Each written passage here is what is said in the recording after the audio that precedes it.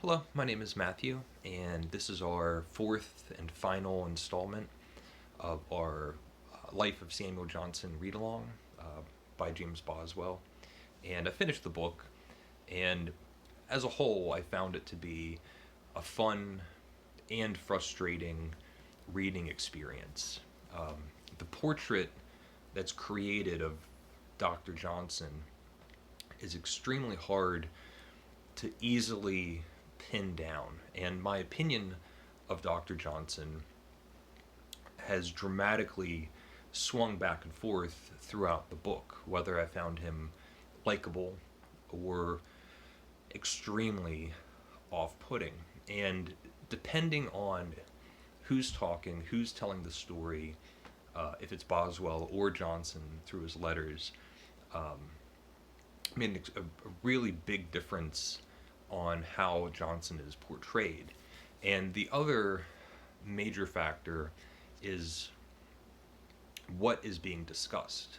The majority of the biography is a series of fast-paced, anecdotal episodes and discussions that just move extremely quickly from one topic to another. And depending on the topic, it has a huge impact on how well you're going to be getting along with Dr. Johnson, how agreeable he is. And the last quarter of the book, I found him extremely engaging and entertaining and charismatic and tender-hearted and generous. This is the last few years of his life, and he knows he's been having illnesses, and he knows he's going to die. And we get this surge of letters that Johnson writes out to all of his friends and family and associates and other correspondents. And letter after letter, we get the best face of Johnson.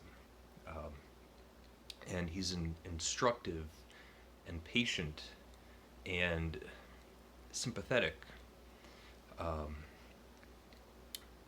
And that the counterpoint to that is the majority of the discussions happening in the last quarter are about his newest book, The Lives of the Poets.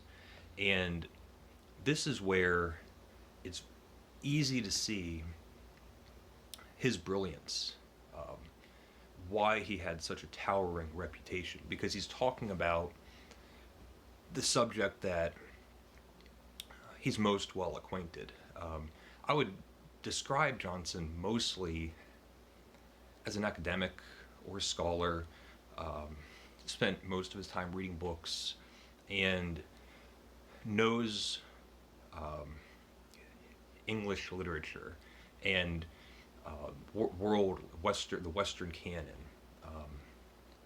and can speak brilliantly about poetry. And when he's talking about Milton or Dryden or Pope or Swift,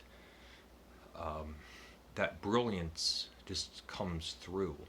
And it's not just the conversations that he's having about these people in taverns or in living rooms, but serious-minded criticism that he intends on publishing. This is what his views on these poets, what's described as how he wants that communicated in a real, lasting way. And so a lot of the snide, snarky, humorous, witty remarks that he would make about these poets otherwise in private conversation is mostly gone. This is a serious criticism and appreciation of major English poets. And it was just a wonder and a joy to read. I have a collection of the actual book, The Lives of the Poets, which throughout this book, I started thinking, I don't know if I really want to read Johnson. The way that he sounds in conversation is most often grating. But reading him talk about these poets is totally different. And now I'm very interested to get his critical assessment of major poets of the time, or recent history for him. And it actually kind of reminded me of, as a parallel today, if I think about like Neil deGrasse Tyson, who is this, I guess, like a scientific ambassador. He goes on television shows and talks science and tries to communicate in a way that an audience can understand easily and be entertained and educated. And when Neil deGrasse Tyson is talking about the subject in which he knows, it's delightful. It's engaging and fun and instructive to listen to him talk. But he's overextended himself, where he'll also go on television shows and talk about movie criticism or things in politics or social scandals. And the personality trait of being a know-it-all, this idea that I am brilliant in physics and science communication,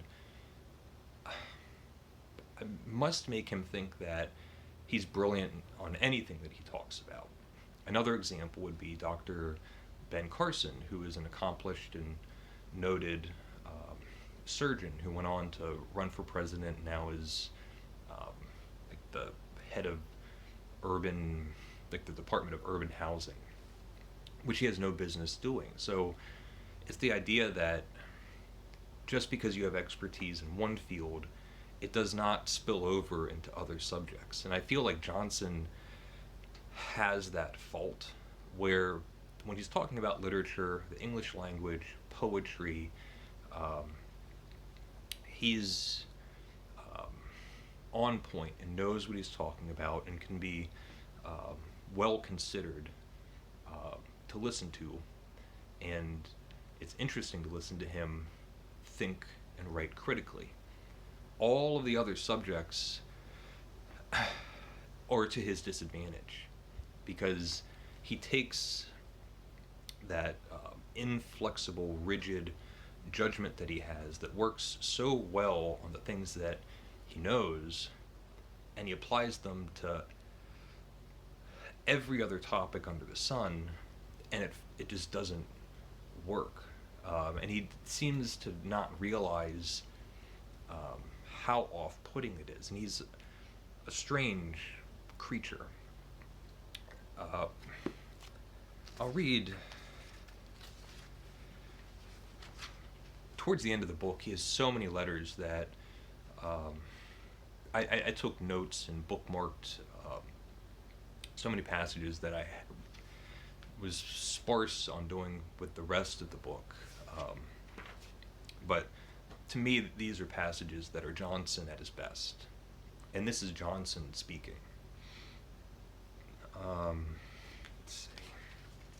This is advice on writing. My advice, however, is that you attempt from time to time an original sermon, and in the labor of composition, do not burthen your mind with too much at once. Do not exact yourself at one effort of excogitation, propriety of thought, and elegance of expression. Invent first and then embellish. I love that. Here's another one. A man, he observed, should begin to write soon, for if he waits till his judgment is matured, his inability, through want of practice, to express his conceptions will make the disproportion so great between what he sees and what he can attain, that he will probably be discouraged from writing at all. That's some of the best writing advice I've ever heard. And it spoke to me directly, because I hardly ever write. And I should write every day, and I know that. But the idea that I know that I'm not a good writer or I'm not mature, and that being an excuse for not writing, as Johnson explains, is self-debilitating. Uh, by the time you have experiences and maturity and serious thought and things that are important to you that you want to communicate, if you haven't practiced writing that whole time, when you're silly and empty-headed and juvenile, uh, you don't have the tools available to you to express yourself. It's just amazing. Let's see. Just general life advice, which some of his advice throughout the book has been goofy, and now I feel like he's being serious. He's genuinely in earnest wanting to pass on his wisdom. He said, "Get as much force of mind as you can. Live within your income. Always have something saved at the end of the year. Let your imports be more than your exports, and you'll never go far wrong." And of course, the other major element in this biography is James Boswell. And it's not so much a biography of Samuel Johnson as much as the friendship and experience that Johnson had with Boswell.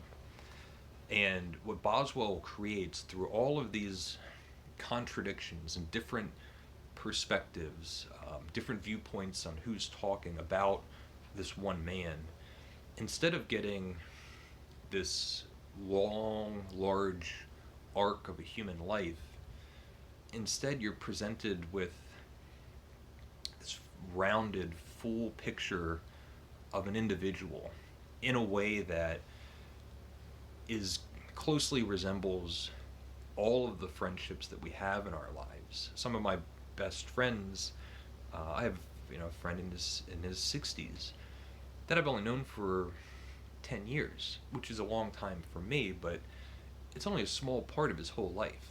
I have other friends that I've known for 5 years, and that's my window into their world. And it's the same with Boswell and Johnson. It's just his perception of a man. And he managed to create this complicated, honest, unflattering depiction of a man that feels as human as I can think of remembering. I mean, this is a substantial description of a real human being. And Johnson is so great at writing with immediacy that it feels as if Johnson could have been alive today, or Boswell could have been alive today. There's a directness in the way that Boswell is communicating all of this to us. But even their relationship was complicated. He didn't know him. Boswell didn't know Johnson his whole entire life, and I felt like they were like an old married couple, and would bicker and have these little spats. And one of the things that Boswell did when they were apart and had their long distance relationship was test his friendship with Johnson. Sometimes he would purposefully not write to him for stretches. So this is Johnson's last letter to Boswell. It's heartbreaking. Let's see. In this uncomfortable state your letters used to relieve, what is the reason that I have them no longer? Are you sick, or are you sullen? Whatever be the reason, if it be less than necessary, drive it away. And of the short life that we have, make the best use of yourself and for your friends. I am sometimes afraid that your omission to write has some real cause, and shall be glad to know that you are not sick, and that nothing ill has befallen dear Mrs. Boswell, or any of your family. I am Sir Samuel Johnson. So Boswell has a tinge of remorse thinking about these games that he was playing with Johnson. This is the last letter that he ever wrote. He died after this. And he's asking his friend, like, how come you don't write to me? It's so sad. And Boswell wraps it up in a really satisfying way. We get basically a testament of this man's life and his reputation and all of his accomplishments, with all of the strangeness and faults that goes along with it. And he's someone that is hard to take, but really was a big, opinionated, generous, interesting man that had a huge impact on the literary landscape of the time and present day. The character of Samuel Johnson has, I trust, been so developed in the course of this work that they who have honored it with a perusal may be considered as well acquainted with him. Man is, in general, made up of contradictory qualities, and these will ever show themselves in strange succession, where a consistency in appearance, at least, if not in reality, has not been attained by long habits of philosophical discipline. And it goes on, but just describes, he's a man of contradiction, Johnson. And that's not a unique attribute. So I'll end it there. I really enjoyed reading it. I feel like my final impression is that I have a lot more affection for Johnson that I did throughout the whole book.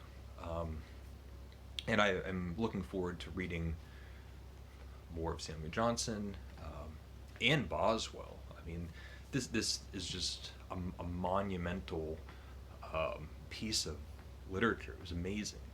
I will say that it's so rapid fire. There's the conversations and topics are just tumbling over one another, that there's whole stretches that I don't exactly remember, and I feel like this is the kind of book that would reward with rereading. I'll end it there. If you've been following along, I'd love to know what you think of the book, what you've made of it, and leave a comment if you would like, and thank you for watching.